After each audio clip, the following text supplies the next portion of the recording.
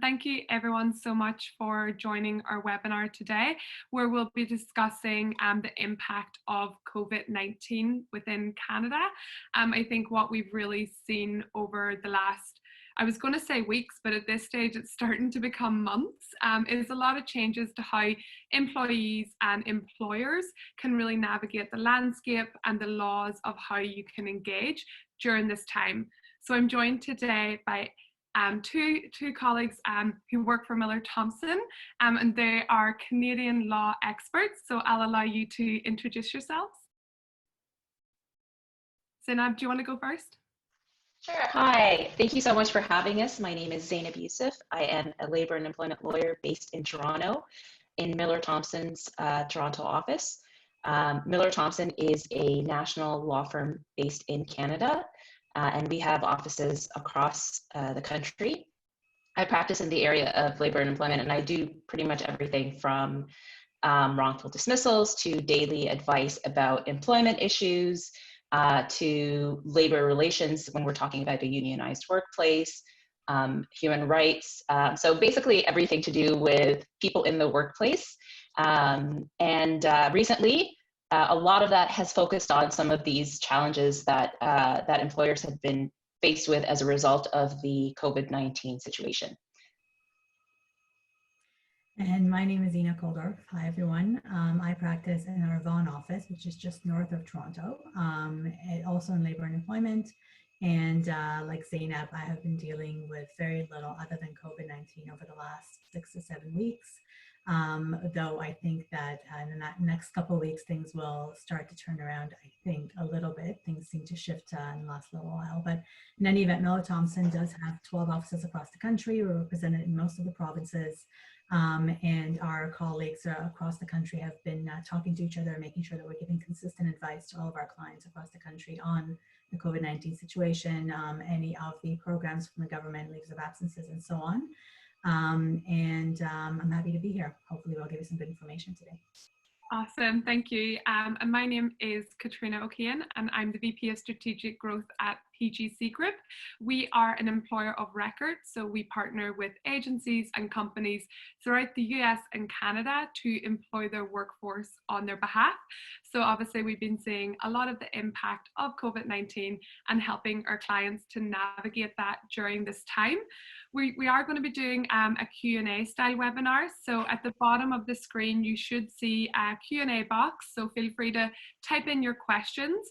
We'll try and answer these throughout. If there are any questions that are very specific to your requirements, we might also just pick that up offline with you, depending on whether or not we can answer it in this format.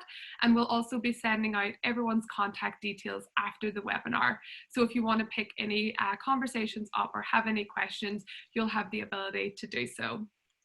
So yeah, I think let's just get started on the conversation around COVID-19 in Canada, both at a federal level and a provincial level. We've seen a lot of changes happening, and it's funny because when we were preparing for this, we kind of met last week to talk about topics and things we were going to discuss, and then the girls reached out to say, you know what, things have actually changed as recent as Friday and Monday of this week.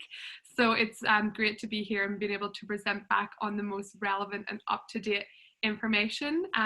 One thing that we've seen like change the most or have the most impact is really around like layoffs, leave of absence, and terminations, and how employers can handle that. And there's been some changes in what that means. So if you ladies want to chat through if there are any specific leaves that relate to COVID-19 that have been implemented during this time that employers should be aware of. I can start with that. There have been a number of jurisdictions across Canada in the last few weeks have created new leaves of absence to address the effects of really the effects of COVID-19, including school closures, the emergency orders that each province has in place right now, what happens during self-isolation, quarantine, and so on.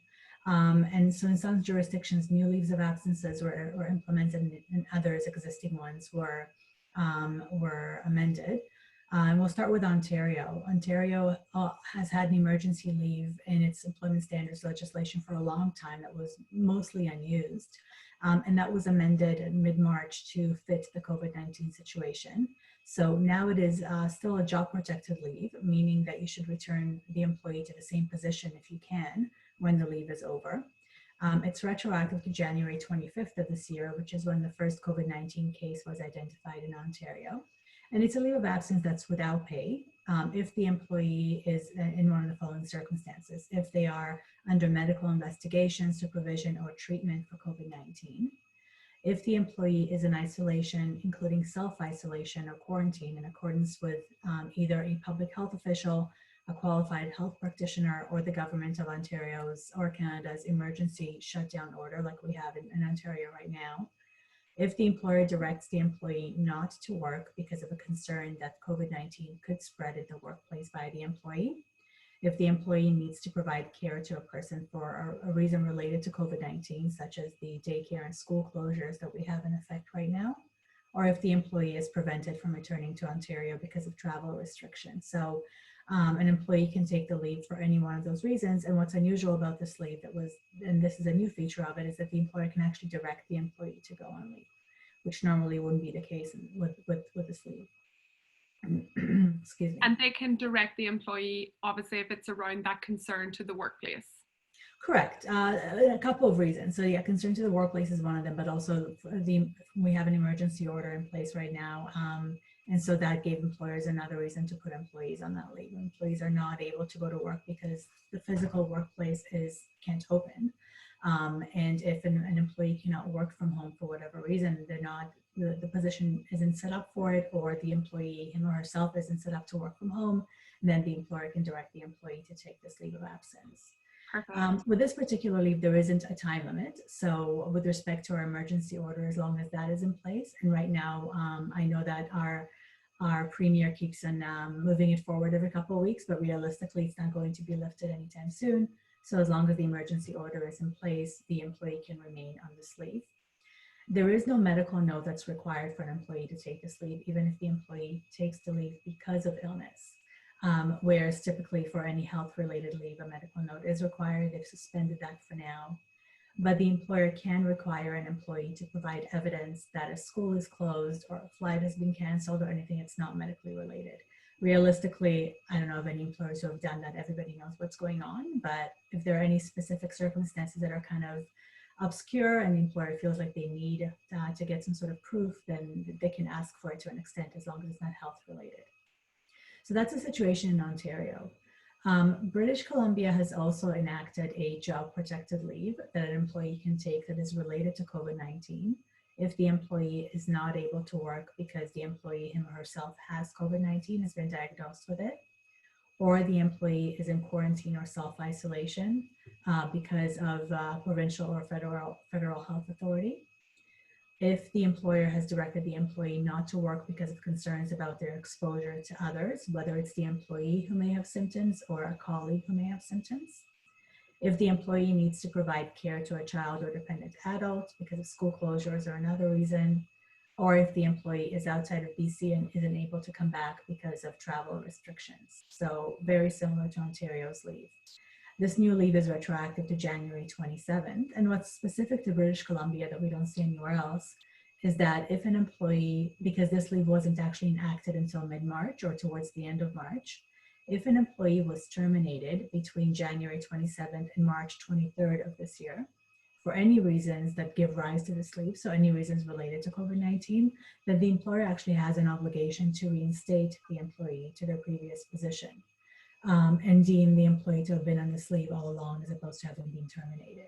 So they're really trying to pull back the effects of COVID-19 before this leave was enacted, because it didn't act immediately when COVID-19 was arrived in BC. So Ontario and BC, again, are very similar. Thinking off my head, and maybe this is not the right question, but if someone was terminated during that reactive time, but it's a case where it was in relation to COVID, but the role no longer exists, or there's no intention to bring the person back. Is there any advice that you would give to an employer of how to handle that? So I think those are two different situations. If the role doesn't exist, I think an employer has an obligation to bring the employee back regardless. Okay. If the role doesn't exist, then when the employee does go back to work, the employer will have to find another role that is hopefully similar to what the employee had before. And if not, then the employer will have to work with the employee to see what it is that they can do in terms of work. And Zainab is going to talk about this a little bit later. You want to avoid a constructive dismissal situation where you're bringing somebody back into a position that may be considered to be a demotion or at a lower compensation. You really want to make sure that you're making them whole to the extent that you can, because the legislation requires you to. So that's the first situation. If there's still work for the employee, but in a different role. If there isn't work for the employee and the employee was terminated because of a COVID-19 reason, I think the obligation is still to bring them back. And then once the leave is over, to deal with a termination at that point. If the termination in the first place had no relation to COVID-19 at all, it was termination because of either for cause or without cause because of business-related reasons unrelated to COVID-19, then I don't think that the legislation requires the employer to bring the employee back. So it's very fact specific, but I would err on the side of caution in this case, just because of the sensitivities around the situation right now, and deal with the non-COVID-19 related issues later down the road, especially if the employee is going to be on leave. Yeah. So that's Ontario and BC. Alberta has a leave that's quite different. It's only for up to 14 days. So if somebody is in fact sick with COVID-19 then and have to quarantine and self-isolate, then they can take this leave. Or if the employee again has a child that's out of school and so on. But because the leave is only 14 days, it's quite limited in its reach. Again, no medical note is required, no minimum service is required. And at the end of this leave, I know what we've been advising clients is the employer can just put the employee on a general leave until there is work for the employee or until the employer opens up, because otherwise the employee is in limbo. The other option is a layoff, which Zainab's going to talk about in a few minutes. And then Quebec, which is another jurisdiction that I know some of the attendees are in, actually doesn't have a leave provision that's related to COVID-19 at all. What employers have done is taken advantage of critical illness leave, which is another unpaid leave that's statutory. If one of the family members has a critical illness, which COVID-19 is considered to be, to my knowledge, or just put them again on a general leave or a layoff. So there's nothing specific to it, but certainly employers who can't operate or employees who are unable to work because of COVID-19 can still find a way to be at home unpaid. All these leaves are unpaid. And wait it out and wait for the emergency orders to be lifted. In Quebec, by the way, it looks like they'll be lifted. Maybe the emergency orders won't be lifted, but there is a plan to get back to work that's starting next month. I think they're the quickest out of all the jurisdictions. So they don't have a leave at this time, probably won't implement one at this time. So those are the leaves of absence across the jurisdictions that we have the attendees in. I'm going to turn it over to Zainab to talk about layoffs and terminations, and I'm going to jump in when Zainab would like me to, or if there are any questions. Awesome, and thank you. And just so everyone knows, we kind of pulled out the main areas that we knew people were operating in based off our clients and stuff. So if there's any jurisdictions that weren't covered, feel free to reach out and then we can go into those. We just didn't want to spend a long time going through each one step by step. Mm-hmm. Thank you. So I'm going to talk about temporary layoffs because I think that's another thing that we've seen a lot more of than we usually do. So a temporary layoff occurs when an employer cuts back or stops the employee's work for a temporary period without terminating employment. This temporary layoff period is something that's specified by minimum employment standards legislation. Now, it is important to note that that will be, in Canada, each province has its own employment standards legislation. So the different jurisdictions have slightly different temporary layoff rules. And that's a really important thing to note because it means that you're going to have to make sure that you're complying with the specific jurisdiction that the employees are in. Now, if the employer does not recall the employees back within the period of that's set out by the statute, then the employment relationship is deemed to be terminated if that period expires and the employee is not recalled back to work.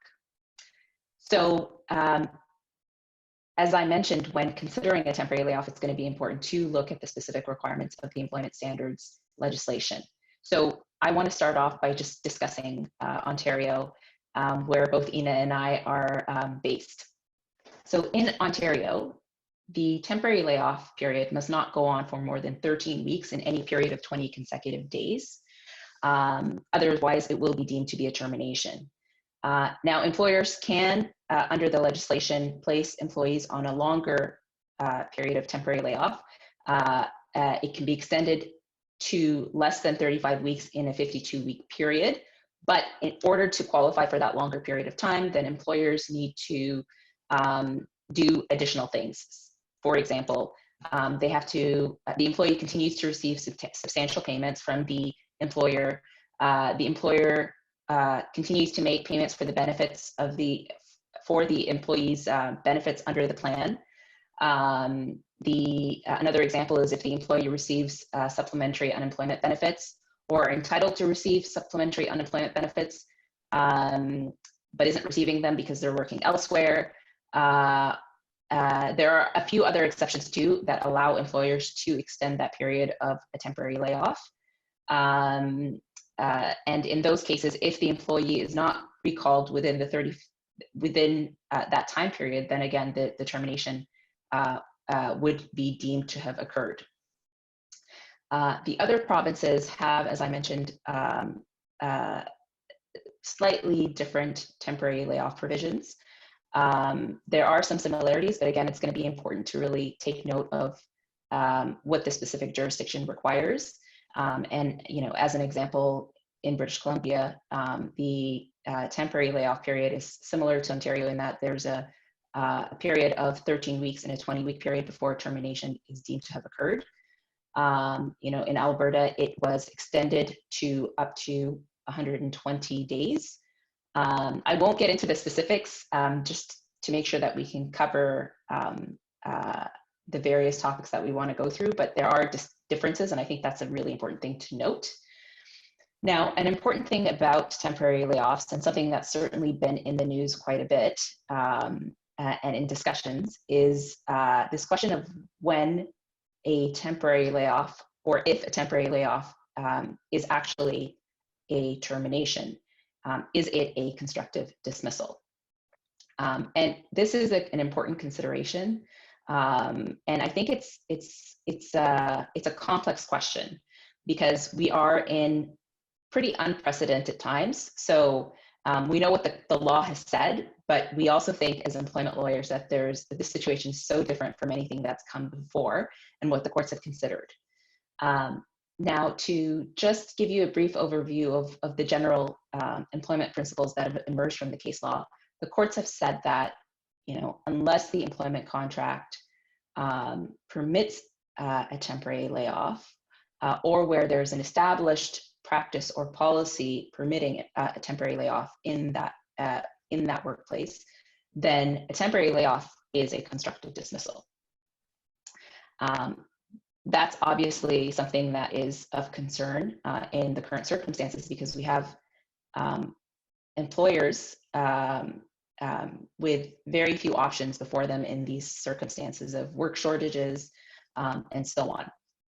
So where we think that it's different is just the fact that this is a pandemic and it is quite unprecedented. And we think and we hope that the courts if there are constructive dismissal claims being brought forward in these circumstances, will take into account the fact that this all occurred amidst a public health emergency and a pandemic, and really a crisis situation, and that will lead to a departure or a distinction from the previous cases that have sort of set the framework for the constructive dismissal temporary layoff discussion.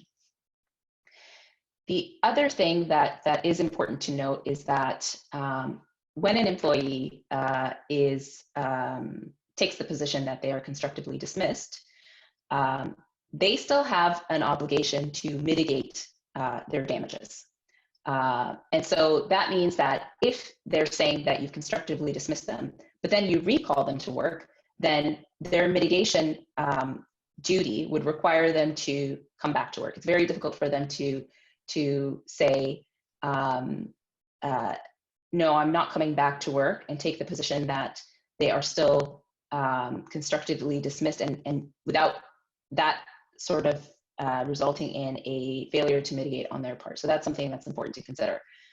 Another just practical consideration that I think a lot of employers are likely aware of already, and I think a lot of employees are also hopefully aware of, is that we are in a situation where this is happening across the board, and it's likely happening. It's affecting the entire industry. So for someone to take a position that they're being constructively dismissed when their whole industry is going through something is a very difficult thing to do in the current economic climate, because you can't, people want the security of having a job when this is over.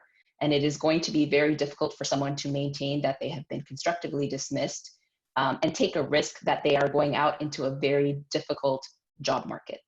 So, I think and I hope that a lot of employees are keeping in mind that really this is a short-term situation, and it is the better and more secure option to weather the storm and wait for a recall date and go back to work.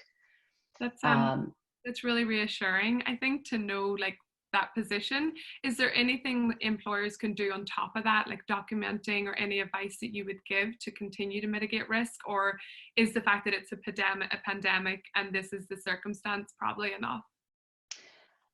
So the fact that it's a pandemic is I would not say you should just rely on that and that's enough. I think one of the things that I've been telling and I've been advising clients to do is to really to work on a communication strategy, because it is really, really important. And to your point about documentation, it's going to be important to show that in order to show that it's not a constructive dismissal, to be clear that this is a temporary situation, and really be honest and candid about what led to the situation, and that you hope to recall them as soon as you're able to do so. Having that, all of that articulated in a layoff notice is I think something that is critical. And my sense is that most people understand the situation. We're all living this, right? We are all living this, and it's an unusual there are circumstances where an employer lays off, quite a large number of people or certain groups of people in certain classifications within a workplace. I think I'm not seeing as much a situation where a workplace is only laying off one person. So there is a bit of a community feel to it. And I think making sure that people understand that this is pain that's felt throughout the company. The goal is to keep the business going, and we are doing our best. We're doing everything we can, and we're hoping the situation is temporary and we'll get you back to work as soon as possible is really a critical thing. Perfect. I'm just going to jump in there just for a moment. There have been in the last month or so a couple of lawyers, specifically in Ontario, who have done a lot of newspaper articles and a lot of media about constructive dismissal and how almost every layoff is. And so we've had clients that contacted us that said, what do we do with this? Obviously, we're in a situation where we have no choice, and our employees are watching this in the news, and are we going to get all these constructive dismissal claims at the end of the day?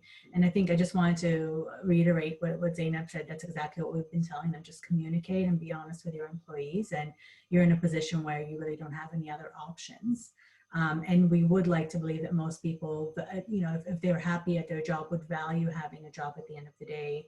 And hopefully we'll do a bit more research and just to take, one person's opinion on the media and kind of en masse start filing constructive dismissal claims. So there's been a little bit of worry out there, but we do think that with clear communication to employees, employers can probably weather the storm and at the end of the day not get all these constructive dismissal claims that they're worrying about. Yeah, it's great. And I think as well, we're all anticipating it to be a pretty tight job market. So you'd like to think employees are thinking long term, as you said, and hoping to come back into the positions if possible. Yes, yeah. Absolutely. So another thing that I think is important to talk about is the distinction between a leave of absence, placing someone on a leave of absence versus going the route of a temporary layoff or a termination. I've actually had this come up in my practice a number of times where someone will, one of my clients will contact and ask us to assist with a temporary layoff. And in our discussions, it really becomes apparent that really this person should probably be placed on a leave of absence. And it results in a bit of a change in strategy and how to address the situation. So it is important to lay out the distinctions between the different options that are available to employers in the circumstances.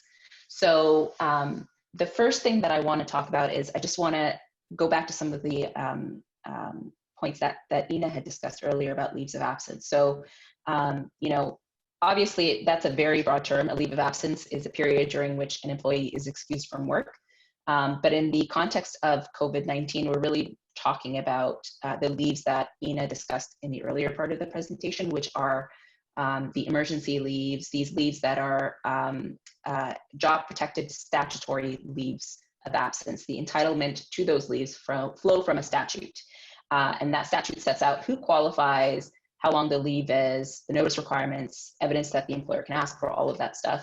And they also prohibit, and this is a key consideration for employers to take into account, but they also prohibit an employee suffering adverse consequences for trying to either enforce their rights under the act or requesting the leave or anything like that. So there's we call them a prohibition on reprisals that is linked to these leaves. So for the purpose of discussing, you know, a workforce reduction, I always say that the first question needs to be, well, do they qualify for a job protected leave of absence? And if they do, then they should be placed in that leave of absence because, well, it's a right that they have under the statute. And from an employer's perspective, that it's an unpaid leave. So why not? And once they're placed on it, they can apply for the CERB, which we will talk about later, and receive some benefits to help them while they are on the leave of absence. But a critical part of that, is the reprisal piece. I think we should make sure that we understand that if these employees are qualified for the leaves, then they should be placed on the leave and not either terminated or even laid off. The other reason why if the leave is available, I think it's the preferable option is, again, just going back to the constructive dismissal discussion that we had earlier. You know, placing someone on a job protected leave of absence is not, and where they qualify and where it's, you know, it's permitted, it doesn't carry the risks that come with a temporary layoff in terms of it being potentially a constructive dismissal. Now, I'm going to talk about the difference with a temporary layoff is that it is generally something that is employment driven and really the result of a temporary shortage of work. The employer basically stops the employee's work for a temporary period of time without ending the employment relationship. And that is distinct from a termination of employment, which is a permanent end of the relationship.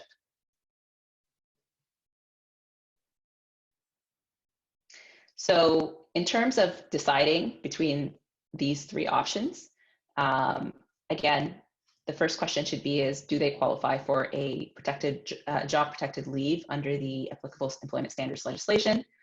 If yes, they should be placed on the leave. Obviously, not everyone is going to qualify for the leave. So employers will then have to consider the other options that are available, such as a temporary layoff. And a temporary layoff may be necessary for, in cases where the business is required to remain operational because they're an essential service or because they can continue to operate remotely, but they are nonetheless affected by this whole COVID-19 crisis, and there's either no work for employees to do, or they need to institute, for the business to survive, some temporary cost-cutting measures. So in those cases, then the employer should consider a temporary layoff and a termination of employment. That consideration will come into place where, again, as I mentioned earlier, the shortage of work is going to be something of a permanent nature. And this is a question that some employers are, they've had to make that determination and consider that issue right now as to whether or not this is a temporary or permanent situation. If the business determines that it can't reopen or can't, recall these people back, or they don't anticipate being able to ramp up the work within the periods of temporary layoff, then certainly that a termination of employment may be the appropriate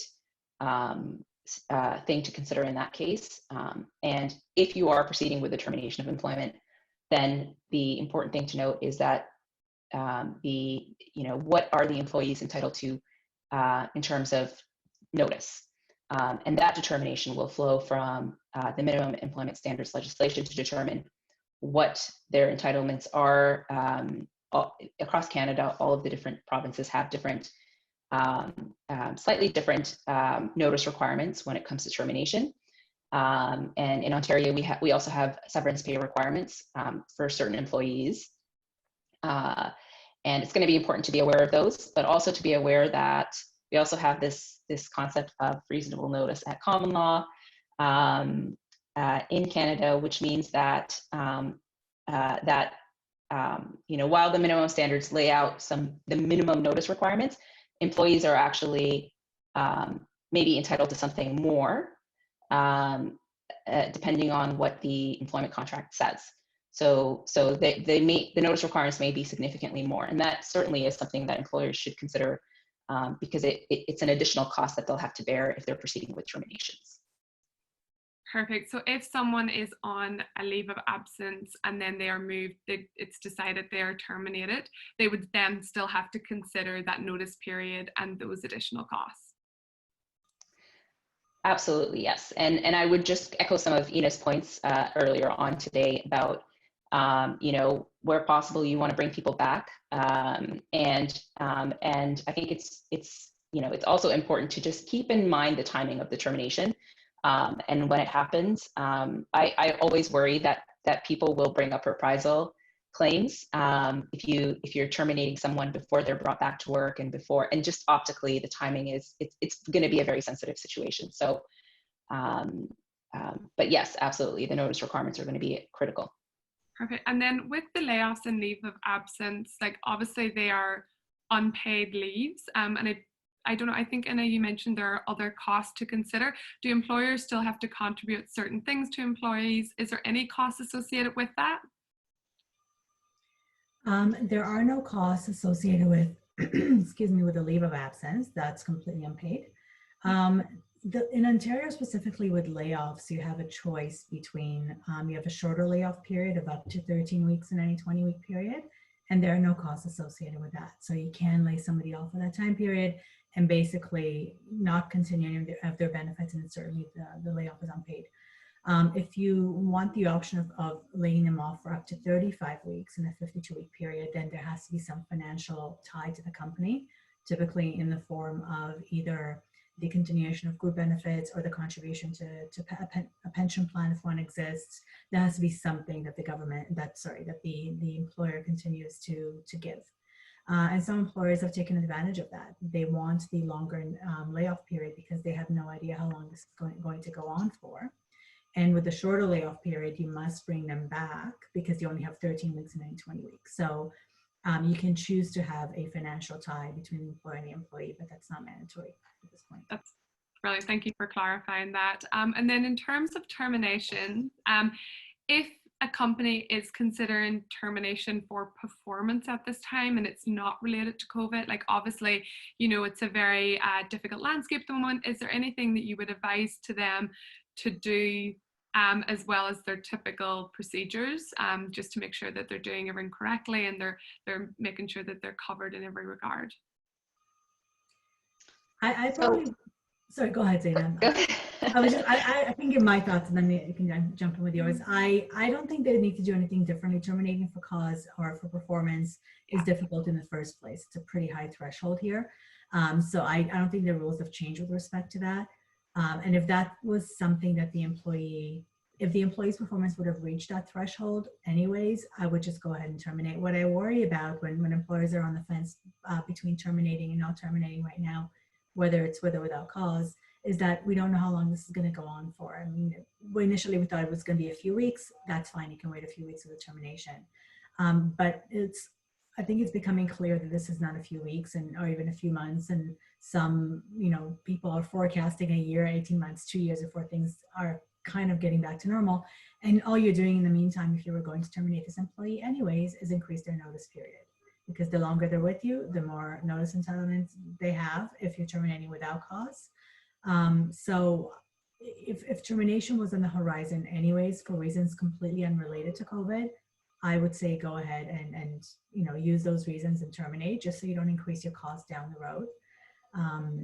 But to Zainab's point, of course, make sure that it's not as a reprisal for taking a leave. Although there are so many people on leave right now that it would be hard to single somebody out by saying, you've taken this leave and therefore we're getting back at you for doing that by terminating you. But legally, it is a risk always. Are you going to add something different, Zainab? No, you covered all the points that I was going to cover. I was going to mention that we're already seeing lawyers, employee side, plaintiff side lawyers saying that the notice period should be significantly longer because it's going to be much harder for their clients to find new employment, alternative employment, or mitigate their damages in the current circumstances. So I think that is something that employers should consider. We don't really know how it'll play out in the long term, but we're seeing more of it. So it's definitely something to consider again in terms of assessing and possibly throwing off what our usual assessment of the appropriate notice period would be. Yeah. I'm going to guess, and of course it's a guess because I can't read judges' minds, that at the end of the day, I don't think it's going to make a difference. I'll be proven wrong, and that's fine.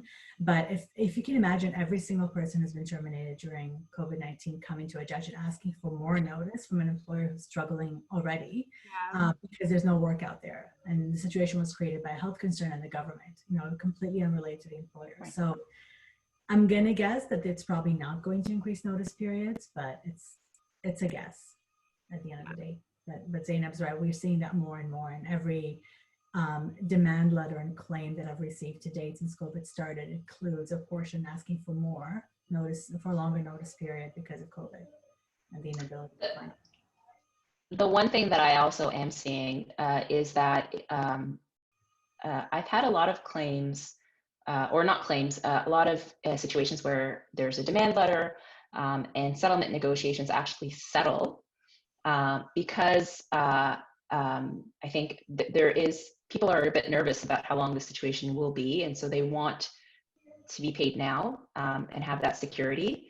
But also because we've had, as a result of the situation, really a lot of our courts and tribunals have put a pause on a significant part of their operations. So it's usually if you wanted to get before a court or into a room in a mediation, in the best circumstances, it takes quite a bit of time in Ontario.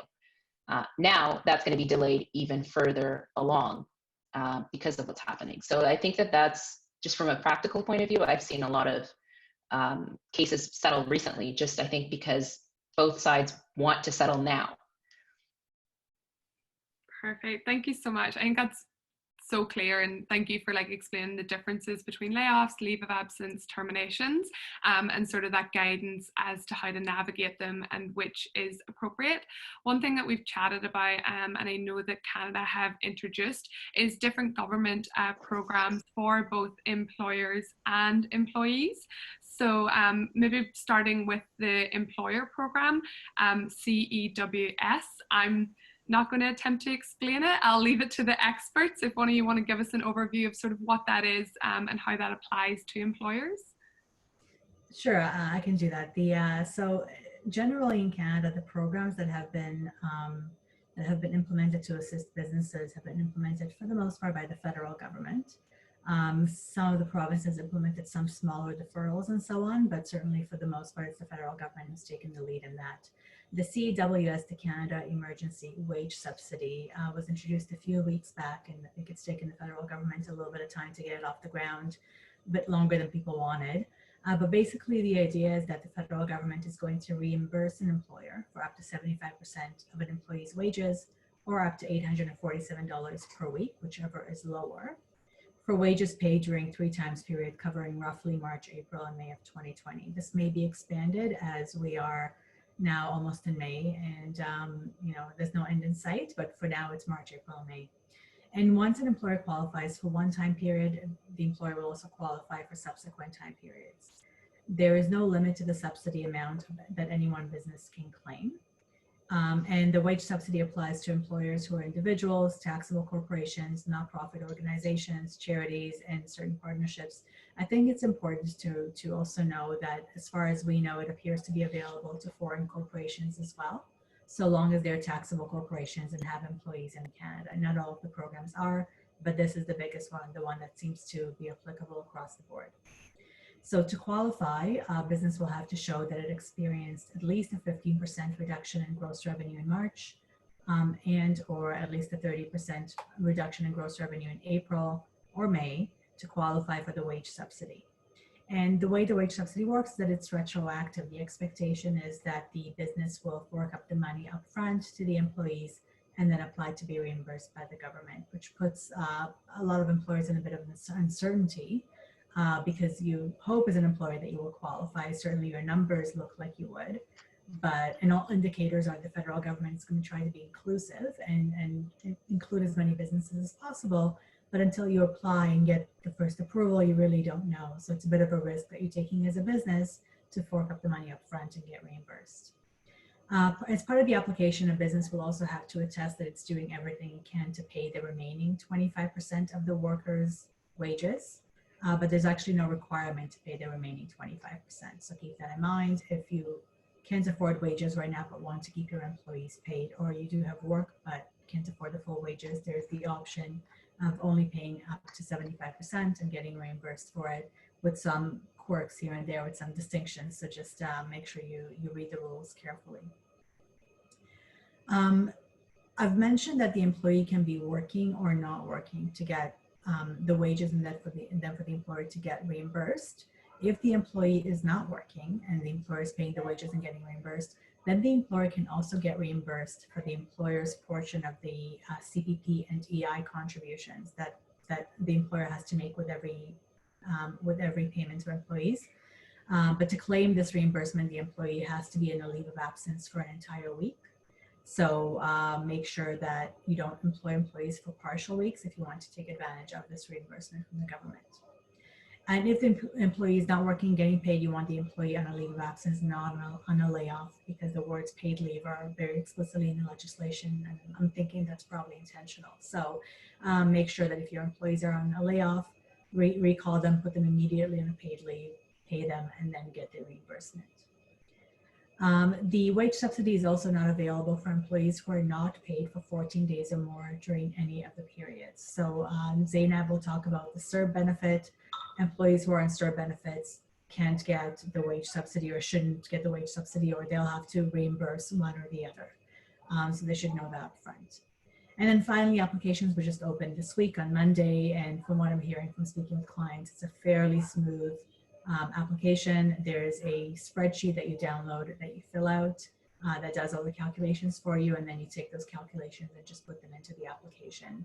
And then the money for those who applied on Monday should be reimbursed by the end of next week, we're told. We'll see if it's that fast. So that's the kind of the big wage subsidy everybody's talking about. There's also a smaller wage subsidy from the federal government of 10%. And that wage subsidy is actually not open to foreign corporations. That's important to know. It has to be a Canadian corporation.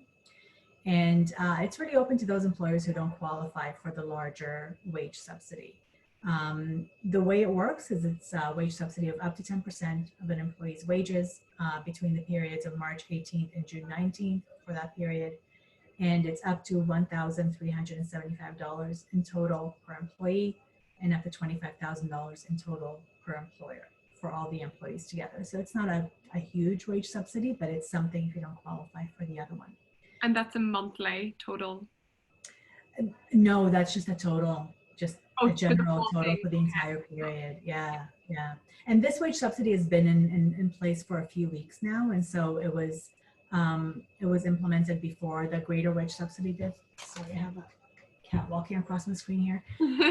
Sorry about that. So there's no application needed in this case. Basically what you do is you take the remittances that you would have remitted to the Canada Revenue Agency with every pay period and just deduct your wage subsidy from there and keep that in your pocket. If you've already received a wage subsidy from this 10% wage subsidy and you want to apply for the greater one, you qualify, make sure you just deduct what you've already been paid for this wage subsidy from the greater one, because eventually you'll have to pay one back. So those are the two big programs. There's another smaller program that some employers may qualify for, the Canada Emergency Business Account Program. And that's really just an interest-free loan of up to $40,000 that's being implemented through a financial institution that you work with. So you can apply through any one of the financial institutions here.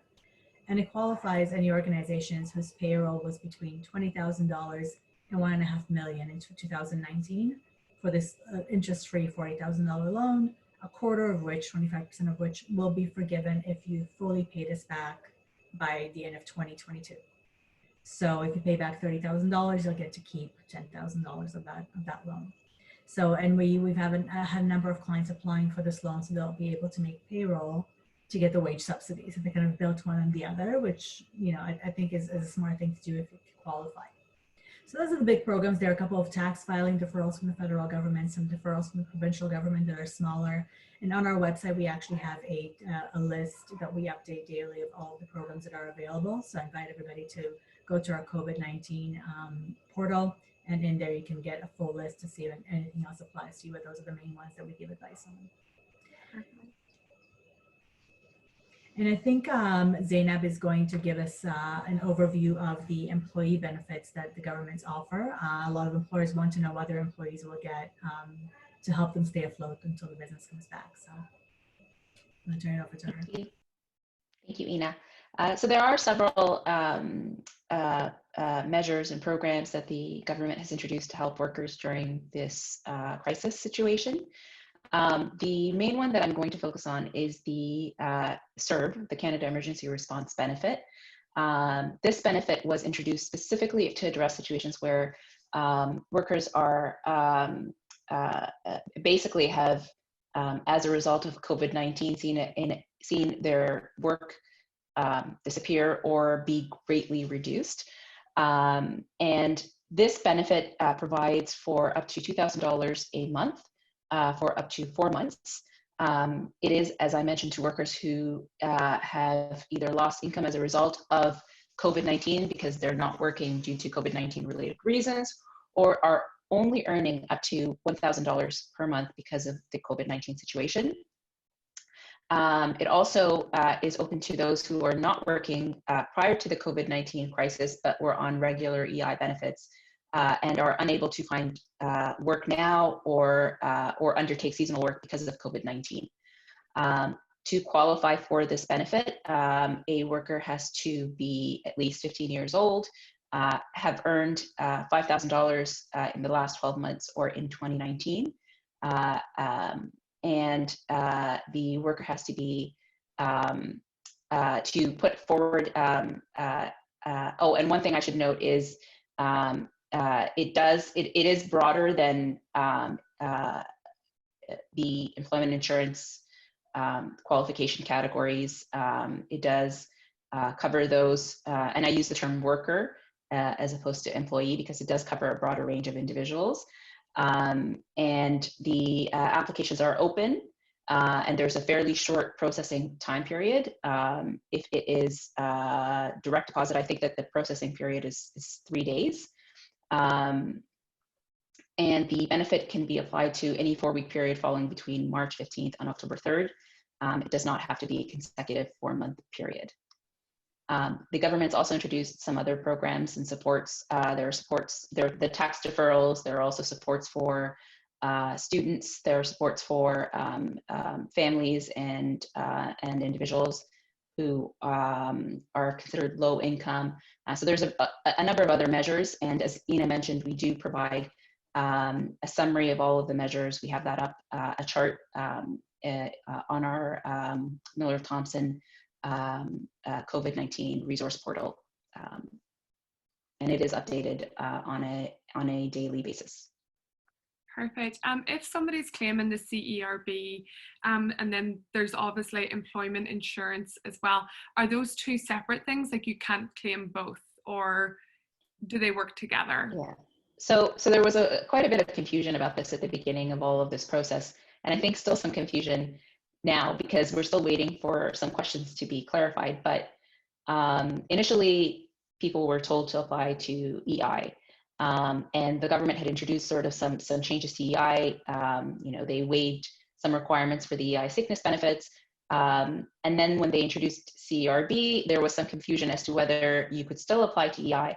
But now it's pretty clear that the reason why that CERB is supposed to be dealing with COVID-related inability to work situations.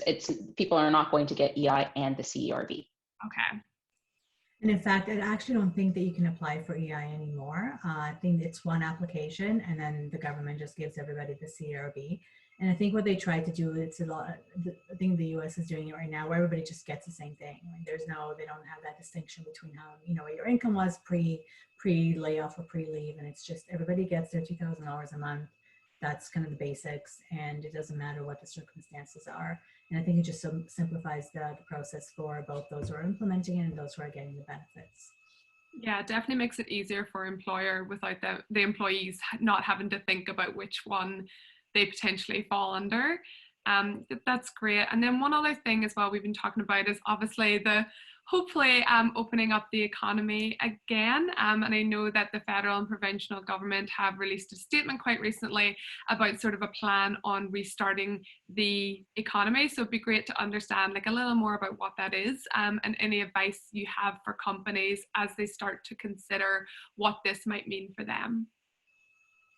So I mentioned in the beginning of the presentation that we've seen a shift in the last few days of the kind of work that we're doing. There was a lot of kind of advising on how to shut down, and now we're starting to advise on how to ramp back up. And it's literally been since Wednesday or Thursday of last week, because that's when the different jurisdictions started introducing their plans.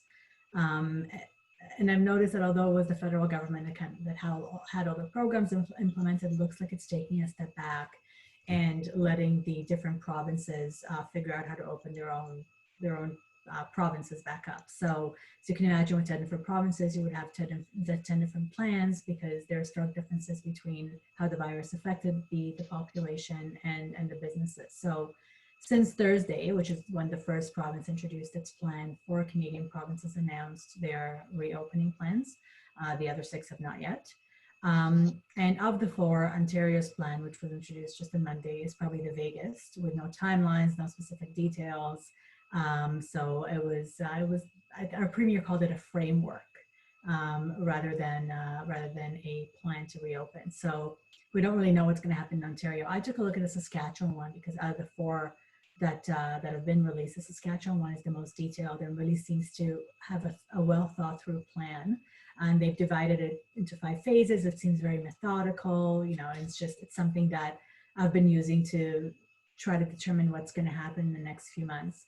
But in all of the plans, including Saskatchewan's, physical distancing and cleaning and disinfecting procedures still play a very prominent role in everyone's plans. And so, for example, part of Quebec's plan, and Quebec is starting to open next week, that plan specifically requires for employers to install hygiene stations at work. So you see that their health measures are still a very big part of the process.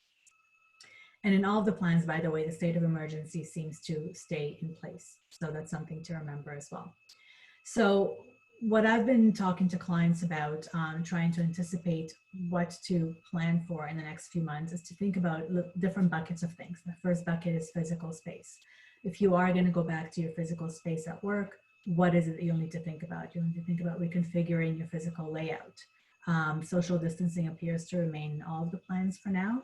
And so if you're still going to have a requirement that people sit and operate and walk around 6 feet apart, what's that going to look like? Are you going to have to use your boardrooms and open spaces as working spots as opposed to just offices? Do you need barriers like you have at grocery stores to make sure that when people do have to interact with each other closer than 6 feet, there's something separating them? You need to think about limiting sharing equipment. if you have production lines, redesigning those, redesigning your open workspaces. One of our offices, for example, the one that I work in, is an open concept office and a lot of desks in one area. How do you reconfigure that to make sure that people keep their distance from each other?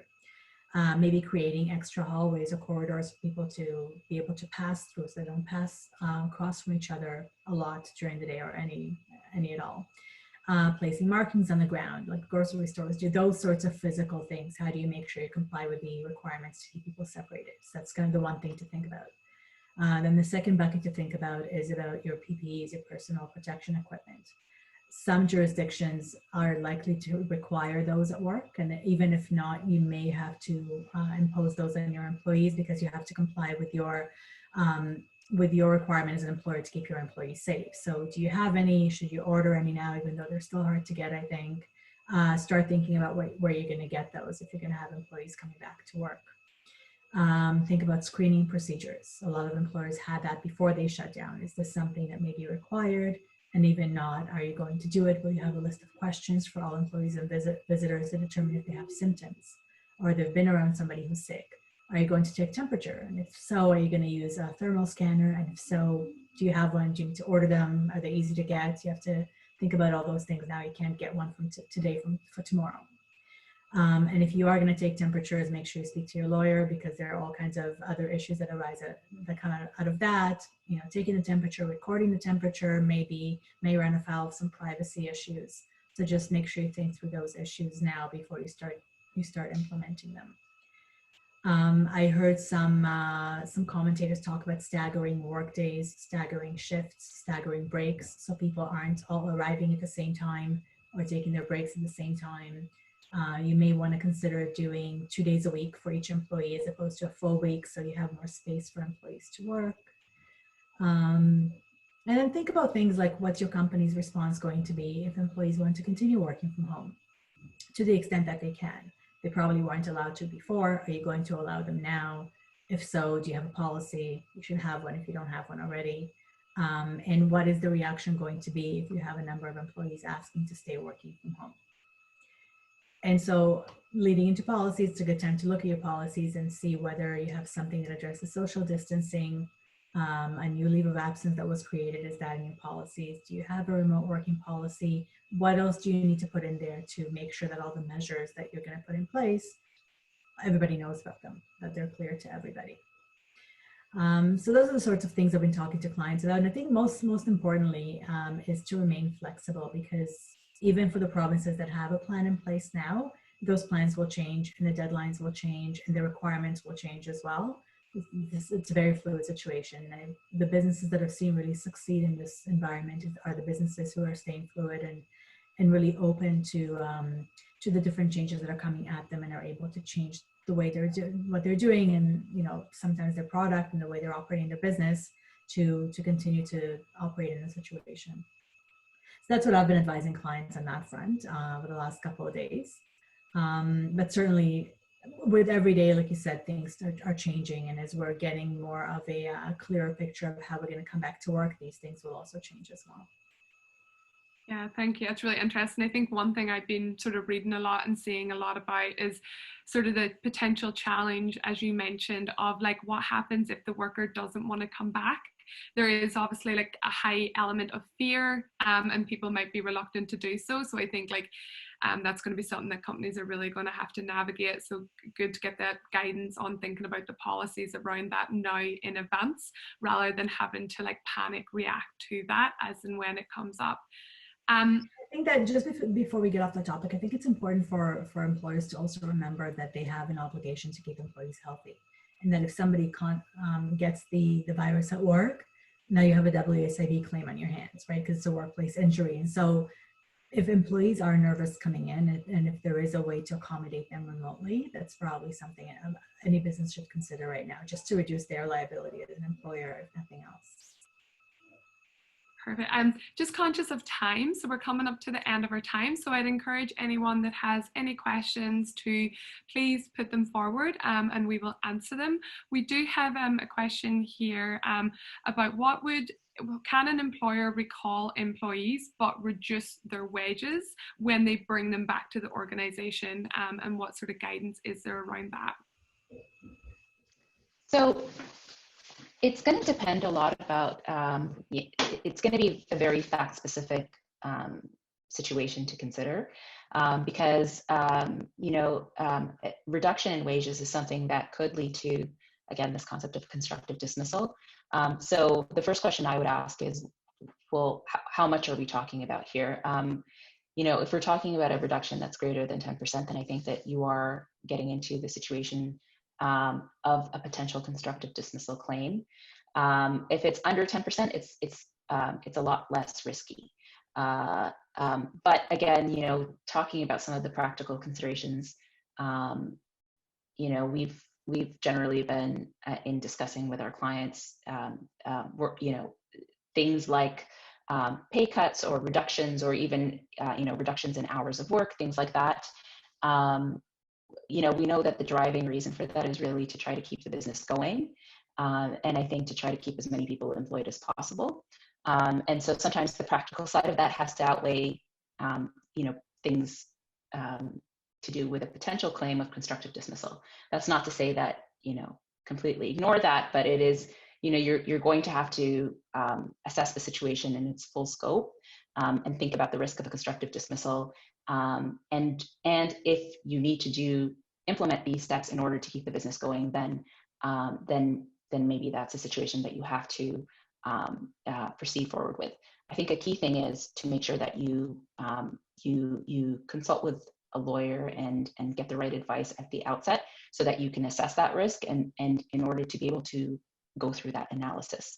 There may be strategies that reduce that risk. It might be appropriate to have that open dialogue and have employees come on board with the strategy, right? And if they understand that the situation is to,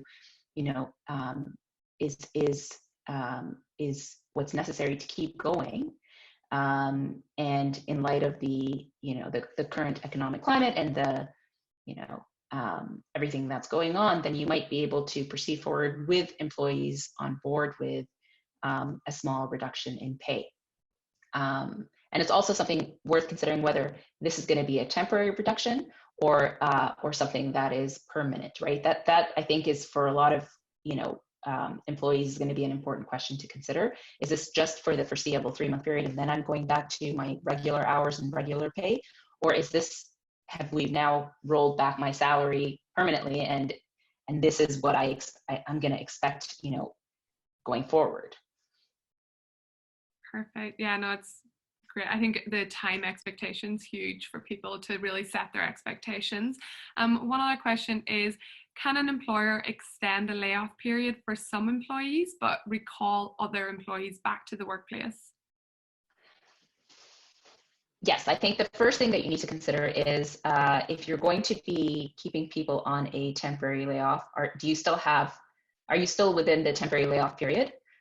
So I think that needs to be at the outset. All employers, if they place someone on a temporary layoff, you need to make sure that you are tracking that period for everybody. And as you gradually reopen and you're able to find work for people and bring them back, yes, it is permissible to bring some people back. The one thing that I think is important to consider is that you're not running afoul of any other legal obligations that you have to employees or rights that employees might have. So, for example, human rights considerations, or employees and their rights to a leave of absence. So you might run into a situation where you recall someone back to work and they say, well, the schools are still closed and I have no one to take care of my kids. So in that situation, what would you do? And in that situation, it would be appropriate to consider putting them on recalling them back to work, but placing them on the leave of absence. So it's going to be important to make sure that when you're recalling people back to work, that you are not just thinking about the temporary layoff periods, but also the broader framework, and making sure that as issues come up, you look at the specific facts and consider whether there are whether there are any other considerations that need to be taken into account. Perfect. We have no other questions. So just to wrap up, I'd love to hear if you have like a key piece of advice that you would give to companies at this time, like one sort of leaving note.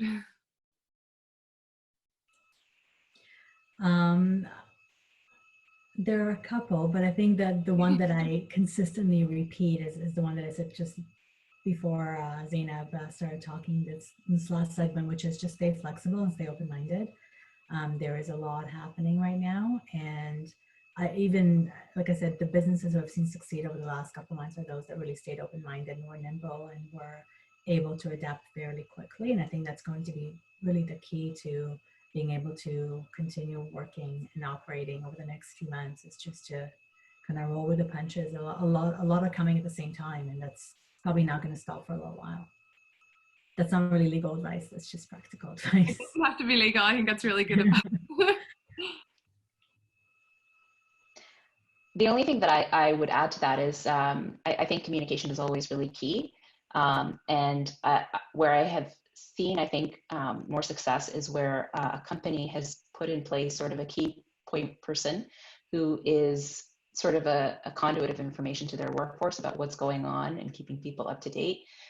It's really tough, I think, for everybody, but it's hard for people who are just sort of, they don't know what's going on and everybody's working remotely or not working at all. So they really, it's a different, we're in a different situation where we don't really know what's going on with each other. So I think it helps if the company, in their response as part of their plan, they have a specific person who is, or a team who is designated to sort of make sure that there's ongoing communication, and also to make sure that the communication is consistent with the plan in place, so that you don't have different people giving different messages to different people. Yeah, it's really important. Well, thank you so much to both of you for taking the time to join us. That was brilliant, so informative. I feel like I've walked away now with a new level of knowledge about what's happening in Canada, and thanks to everyone for joining. What we will do is we've recorded the webinar, so we'll be sending it out afterwards, also with contact information. So if there's anything that you would like to discuss further, just please feel free to reach out to us.